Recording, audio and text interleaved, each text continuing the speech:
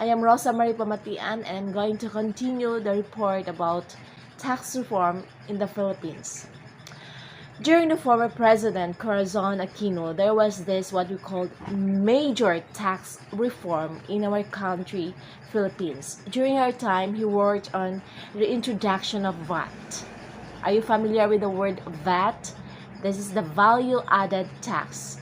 It is a consumption tax placed on sellers engaged in the trade or business in the Philippines. Usually, asa na to makita ang VAT?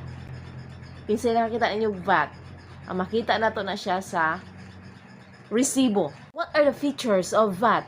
Number 1, there is a uniform rate of 10% on sale of domestic imported goods and services and 0% on exports and foreign currency dominated sales. Number 2, 10% in lieu of varied rates applicable to fixed taxes, 60 nominal rates, advanced sales tax, tax on original sale, subsequent sales tax, compensating tax, miller's tax, contractor's tax, broker's tax, film lessors and distributors tax, excise tax on solvents and matches, and excise tax on processed vegetables. Number 3, 2% tax on entities with annual sales and receipts of less than 5,200,000. Number 4, adoption of tax credit method of calculating tax by subtracting tax on inputs from tax on gross sales. Number 5, exemption of the sale of basic commodities such as agriculture and marine food products in their original state, price-regulated petroleum products and fertilizers. And number 6, additional 20% tax on non-essential articles such as jewelry, perfumes, toilet waters, yacht, and other vessels for pleasures and sports. Now, these are the features of value-added tax or VAT.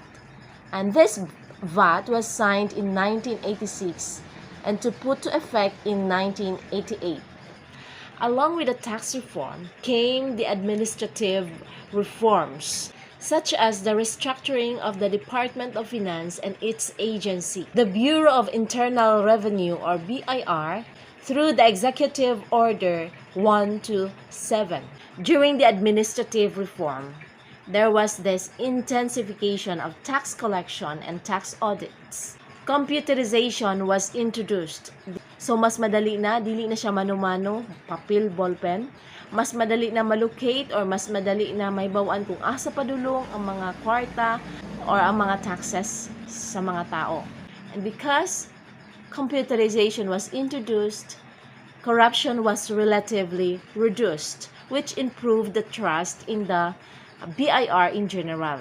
And as a result, the tax reform of Aquino administration, both tax and revenue effort rose, increasing from 10.7% in 1985 to 15.4% in 1992. Now, another administration which contributed greater political stability and continued economic growth was the administration of the former President Fidel V. Ramos. Ramos administration ventured into its tax reform program in 1997 through the Comprehensive Tax Reform Program, which was implemented to, number 1, make the tax system broad-based, simple, and with reasonable tax rates. 2, minimize tax avoidance allowed by existing flaws and loopholes in the system.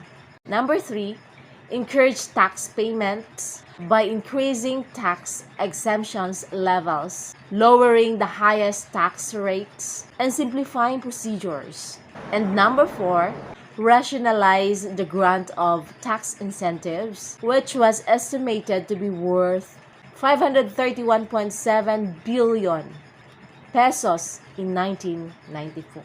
Now, these are the major tax reforms happening in the Philippines during the two administrations, administration of the former President Corazon Aquino and Fidel V. Ramos, which contributed a lot for the stability and economic growth of our country, Philippines.